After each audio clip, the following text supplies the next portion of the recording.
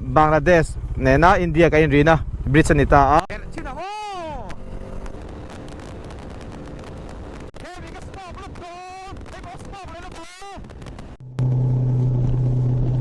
na mấy con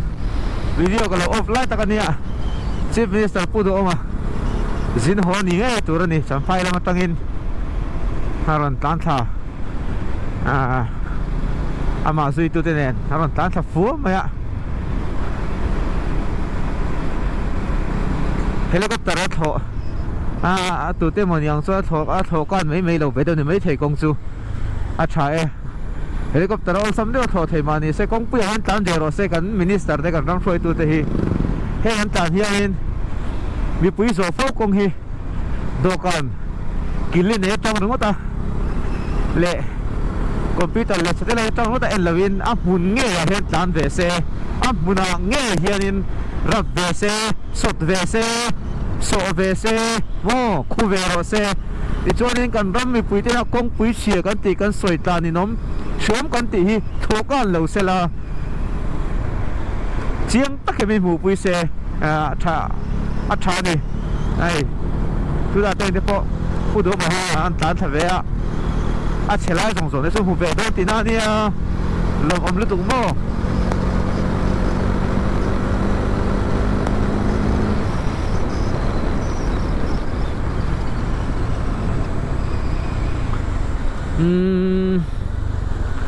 em pu do mai tha ka ti dem chu ka so ka ma sa te na an ti thei lo le an ti du lo le an ti ngai lo le an shia reng an ti lo ang hi ti anei nual tamai hi a lom om ka ti a zpm mi le sa ka ni lo wa amma ero chu thalai ka nia kan ram kum som thum le tanga chung min shoi to tu te na min ma so na min khen pui thei hi hei bawk ya ni to lo wangin up le pek apel bawk lo ma kha khami kha ka bu du wangin zpm lam ni kan fa ka ti mai ni zpm mi sa kan ni ti na ni la wa kum nga lo li ma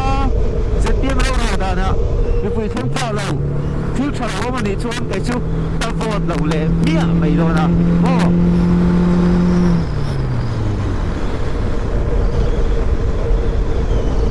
ai ka so ka ma sa kham so ngai rang so ka kum som thum panga chu min shoi to tu ti da min khen pui chi ni kai chmo ma so na chu min nei pui lo chu ka ti lo ma ro chu a pei tham be ka ti ni an ne tham ve de chu ni tik tak soi chon mo he ni ka khen the ni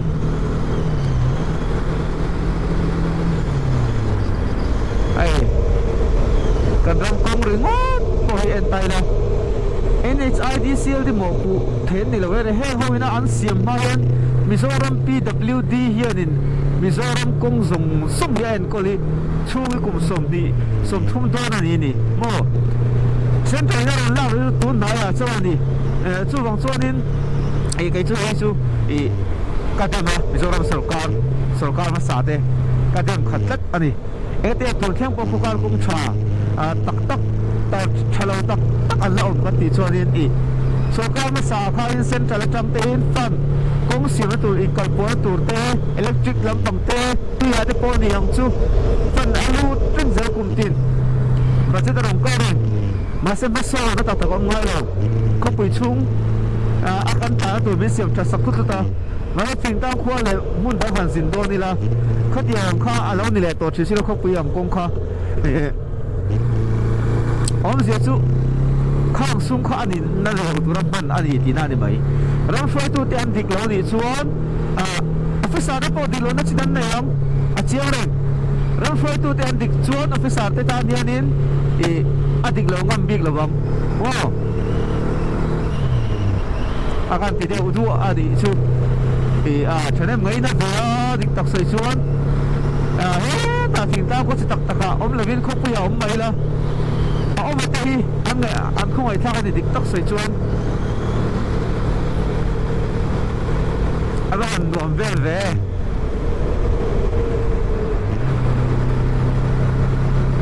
Champhai Champhai kan lut teu to mai sia ai ở tao so pakat mu kan mu to mai ase ha chu khozo lampang vela di ka ring dewa ta hi Champhai dur tang le tan ro ani ai hi mo moi le to khite moi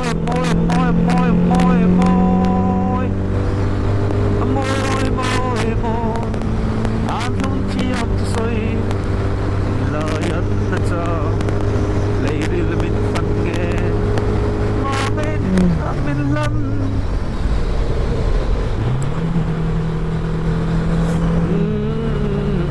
rồi ta cho nó lên này họ từ trong từ cái đàn mía là vậy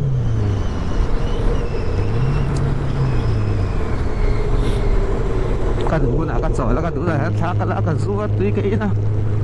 anh nuông khóc mày với đi cái right chỗ ta chú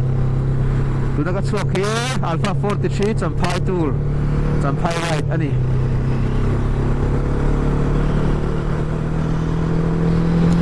bạn đùa mẹ nó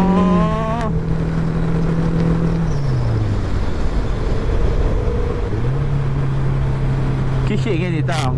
khi em khuôn nghe gì không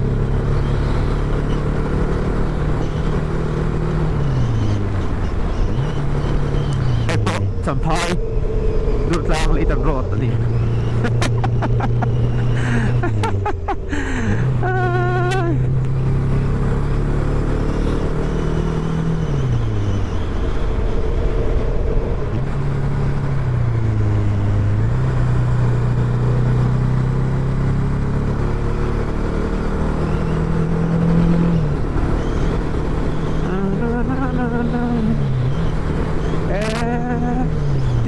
cái chút tán nuông lâu đâu nét này cái chút lâu thằng thì gần cái mặt tan xuân bây giờ rồi chú mua anh có lẽ ascenso anh sẽ chuyển xí maintenance để bồi thác à chú anh cho nên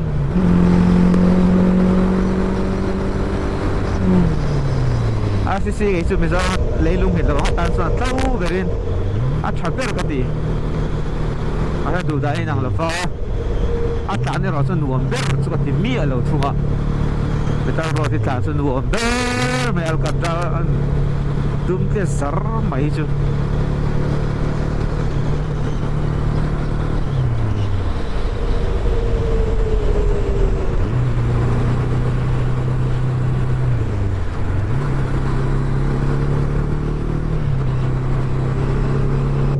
hết lại Champhai police ticket lung lên thạo thế vậy à hết à hiền dâu tlang ruộng tlang dâu thlirtute hết tao nên làm tụt tin anh đi mình lẽ sẽ tên Champhai rồi nhá thắc là dối tiền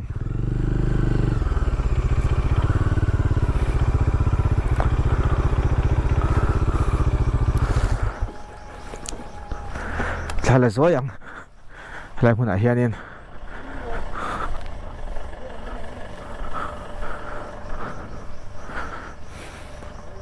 Welcome to Champhai. Hiện tại hiện cũng xôm lệ Pathum đi về nữa. Ta muốnกันแข่งvề lệ ta chú này á, phải đốt số lượng anh mà.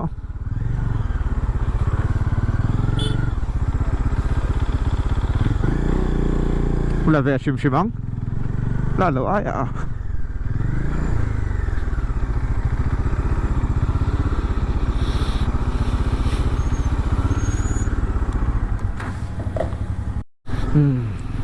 Kan an ve kan tan pel do na Champhai Champhai chơi cũng xóm lệ pani xóm Pathum nữa thiên gia ạ chuông ta cái khal khen về lệ ta hi lúc mà lại ta cái tiền hi ven thang này cái xe ven thang này cái là xe thế mình traffic rules cái là xe mang số mà Champhai ven thang này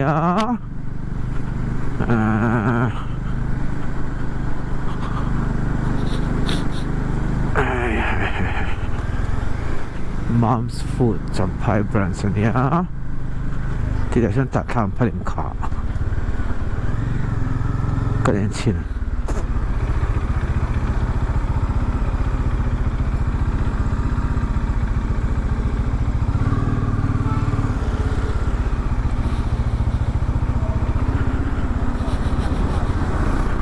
tán thật xin phát động phát lếm lệ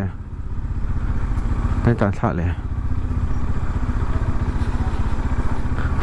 rìa lóc phải lâu lệ tán quân lách mấy đòn nha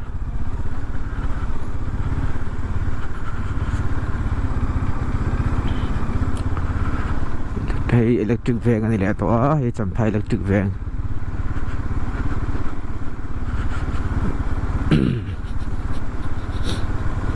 tán quân về xin lốc này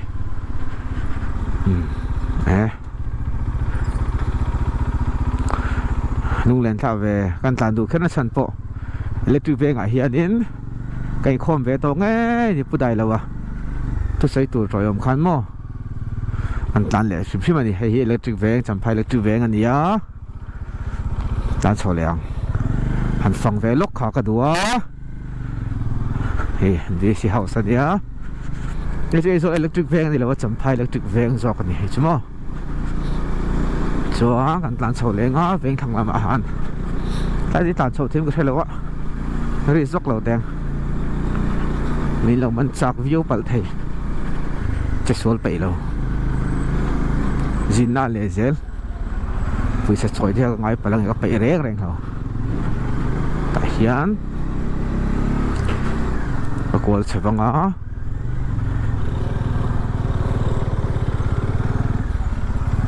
eo traffic thì giảm lại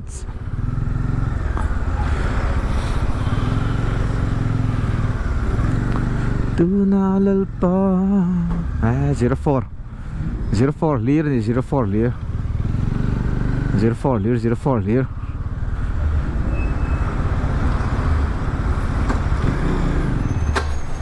eo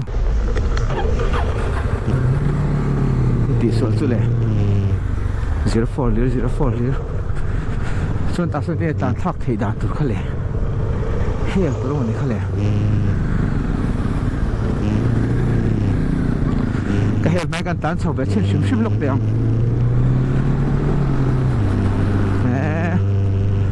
hay Champhai hay ven thằng niệm cái này nghe ven lại ha mà rõ trên này to đâu hay ven lại nhang à sao đâu so Champhai chicks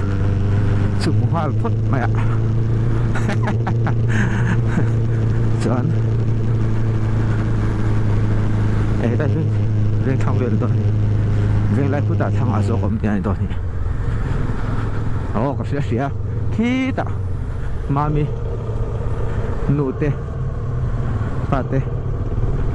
anh ta chọc xin lốc tiền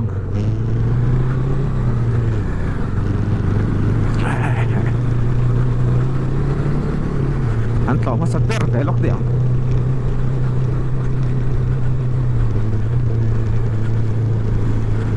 cái gì cho nên khani á là em chín trong cái đó tụi có vàng là gì tụi có đi về thế thôi vòng chú khani á chúa anh phóng mà sao đấy yo làm cuốn mà sắp thoát làm đàn công phục là thiệt mày chuan khi ta hian mà mình te tiin là cháu đều là ngay cái gì à tàn buông đâu mà mày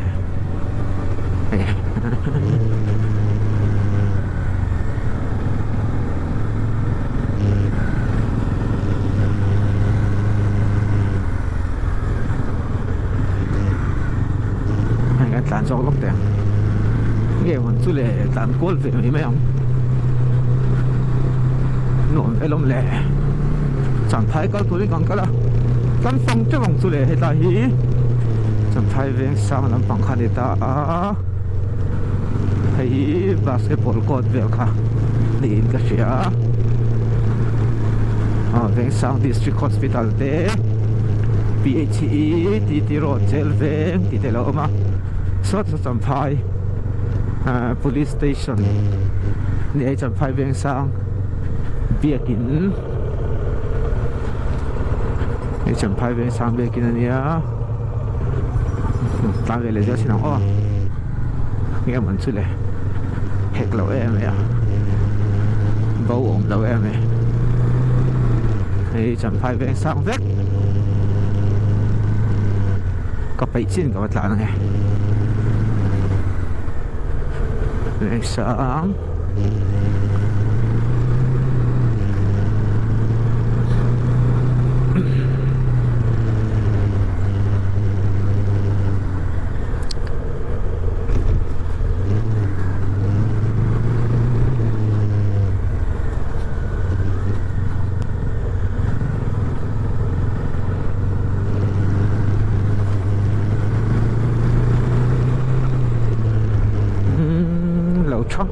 thế mới à tăng tốc đều thế bộ cả đủ tốc tạm coi phải thôi lo lết lấy lá ta sẽ đem lấy làm bằng hàng tạm về lết thùng lá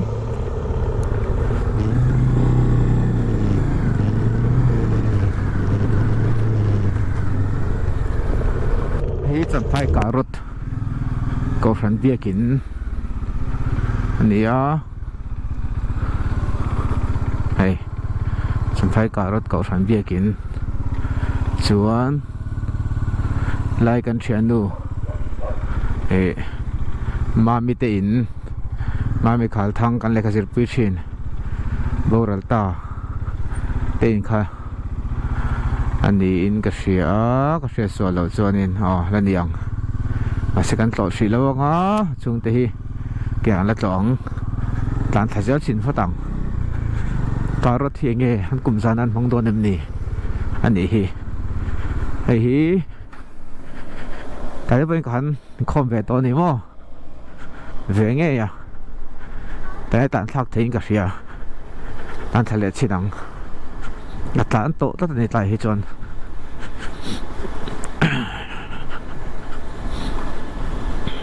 thấy lắm hay cái tàn tổ những cái này cái này chuan hết mà rồi cái tàn về lệ thùng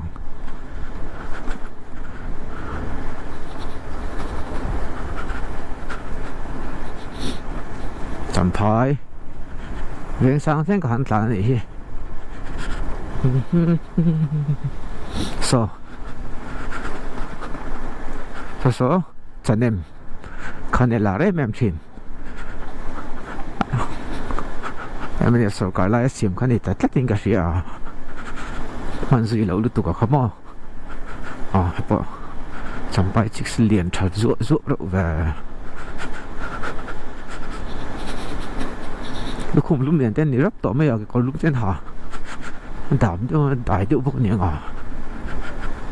là ngái rồi mấy tay chứ khi ta khiên con Champhai cô tật khó tay bên Champhai cô tật khó thì vén sang nghe phải cô tật tay bên là khi nào mà nè chiêng tổ đâu alo vén thăng hay bia kia nhà tay nghe khom tổ bốc có cô tật vén lại cái tổ bốc có hẳn thích rằng tôi đi cắt khăn vel kha cho mình cái chuyện chú bù đại lâu bắt số đại lâu mau pi pa te cái hắn lọt chung mau pi cái hắn thả pa khăn mình chung khăn khen anh đi á so chicks on về phèo bài hay Champhai lùn lại về bắt khát chú anh ấy nè tại hiện có bazaar thì lấy tôi thấy có cái về shop to anh mà phải chú có lấy em lấy lâu đó là thiếu vel này là cho nên tất cả cho nên ấy rồi lại tàu đi dọc đó là thiếu vel này rồi cho thằng anh nha này ở tại sao mà chuan khu ta veng lại lệ về theo là mặc tàn thẳng lại tất khi veng thằng này tụi nó mi khắc tàn pel lại vel còn lại vel khắc veng thằng anh tia veng Champhai veng lai li takania an ti thunga chuan pe thang dei zo ka hi veng lai an ti thunga chu veng lai ti kan tlan thado ani kala kha thei ngem za pui te te an po kan ris deu nu lang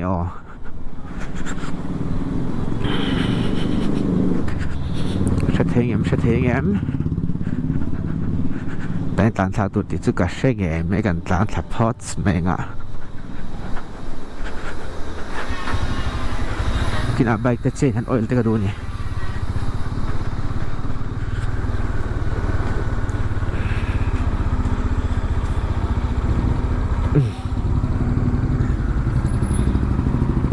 phai Bethel veng ani ta teng te hian in nei traffic point te lom ton ni hi ta tlan tak hi khu ta hello lampang ania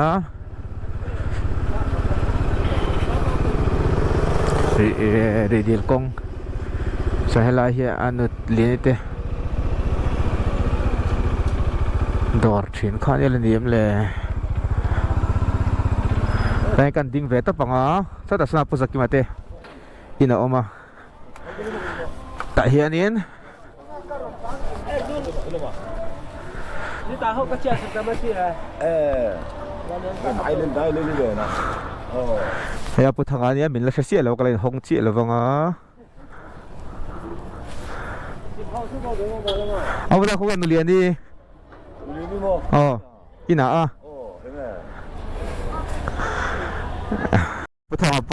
pu thanga po lo la da me hresia tha e ta hin nu lian te in kha ni an lain son em lo ong chuma la ni tura so kan nga ya angkal don ngot chin tiang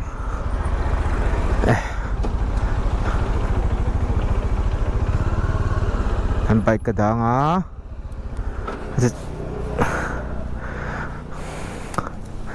chuan he Bethel veng ania apu thanga ka hmu na bul chi a khanin apu zaki mate han oma thei a GoPro thei hil don sin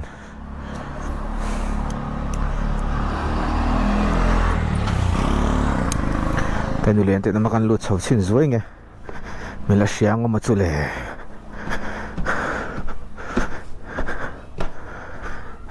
hiểu không em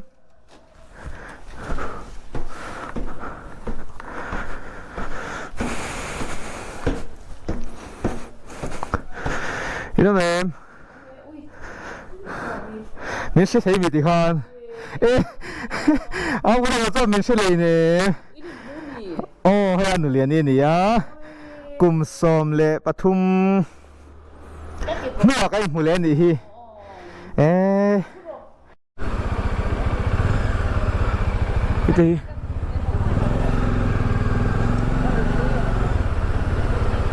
ê KFC ôm vết lắm mấy Champhai ở hiện này lù về chứ vâng ai ôm về anh đồn nghe tí các thầy nhiều đấy tôi ra bùi cả anh electronics tí nghe cả anh làm chava pizza hut ở mà KFC cái tên lâu KFC cái gì giả thạc rồi có thể bỏ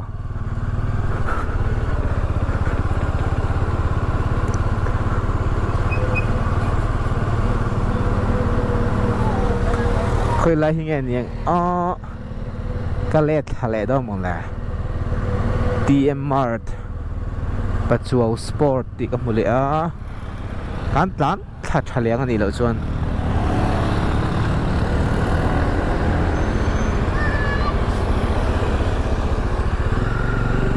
cán tán chawlh leh chin jok shit phot cán tán thả leh mấy dòng har lâu mấy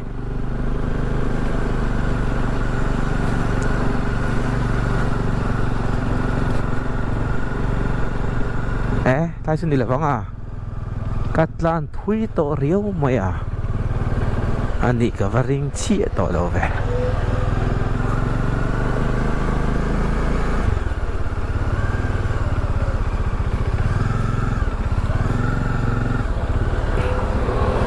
thà lệ đòn rong một túi đó nè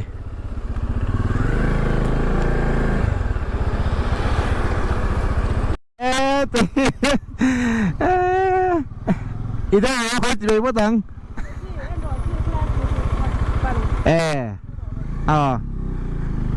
có hai dòng quy anh đi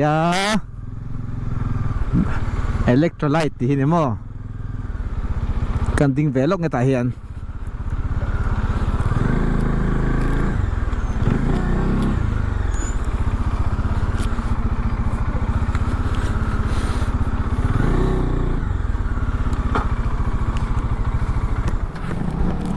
ลูดชินังไอ้เอ็นะพันรูปุยอิเล็กโทรไลต์หมอเช่ก็เช่ละว่าไอ้ส่วนปั๊มปุยแล้วก็ลักเช่กันนี่สิเมลโพลังไงเรื่องอะไรดอทอินมาหันเฮาส์ไม่เวเราปุยแล้วไม่ในน้องโอ้ตั้งอันละโอมังเอ้ยแต่เห็นเอามาเละเริ่มมีอันเอามาอ๋อเริ่มพอได้ใจนี่ตกฮะ true เฮลเอ็นเอามาพอลทุ่มหันสร้างดุนตัวสิจิงอัตรังอินไซค์กันเลยดาร์6เดียม6อัตรังอินตัวน่ะ8เจ็บต้องขัดซาร์ตัวนี้ฟิตดุนโดนนี่อ๋ออันเทียมดูแล้วเนี่ยตรอสกุลจอลจูนัวแมมนัวมั้งอันนี้นางเริ่มนัวไม่ตีอิงคมโดนเอ็มที่ป้าไม่นางกี่ยมไพรมาเรียนี่นางจูเนียร์มั้งอินไซค์ก็จะในนั่นดุนบ็อกซี่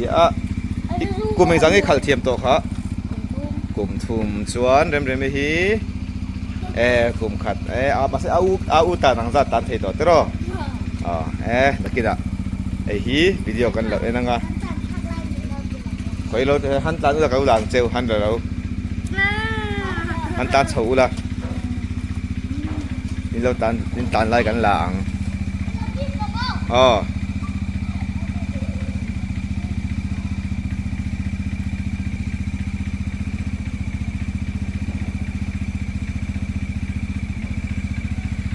เฮ้แต่ฮีเอามารอนตาเฮียวอะไรจานเนี่ยเวเริ่มเริ่มมีรอนตาเวรอนบายเทียมดูเนี่ยว่าหันเทียมไม่เวข้าคุยตรงไอ้สิ่งเทียมตบมั้งเริ่มรอนตาสักครบไหมอะไรบายเราเลยแล้วบายเราเลยIBH and Sons True Healer Workshop ทีเนี้ยอัดเจนออยล์เทียมกันสดสินเตียงน้องมามีกระปุกหาตัวเจนนี่เป็นออยล์สักสวยเทียมของไอ้ไอ้เป็นตีสักไทยโดนออยล์ตีสวยอย่างเงี้ย